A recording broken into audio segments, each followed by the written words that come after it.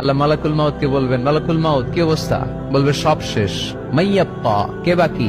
মালাকুল মাউত বলবে জিনেরা বাকি, যাদেরকে দেখা যায় না। আল্লাহ বলবেন জিনদেরকেও শেষ করে ফেলো, রুহু কবজ করো। মালাকুল মাউত আজরাইল জিনদের রুহু কবজ করবে। আল্লাহ এবার জিজ্ঞেস করবে, ইয়া মালাকাল মাউত আখবিরনি মাইয়াপ্পা, এবার বলো আর কে বাকি? মালাকুল মাউত বলবে, আল্লাহ মানুষগুলো সব শেষ, জিনগুলাও শেষ, এবার বাকি ইবলিশ শয়তান। কে বাকি?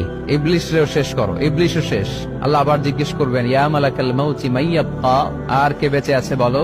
মালাকুল মাউত বলবে, আল্লাহ আপনার কথা অনুযায়ী পৃথিবীর সব মানুষের রুহু কবজ করলাম, সব জিনদের রুহু কবজ করলাম, ইবলিসের রুহু কবজ করলাম, এখন আছে শুধু ফেরেশতা। আছে কারা? যাও ফেরেশতাদের রুহু কবজ করো।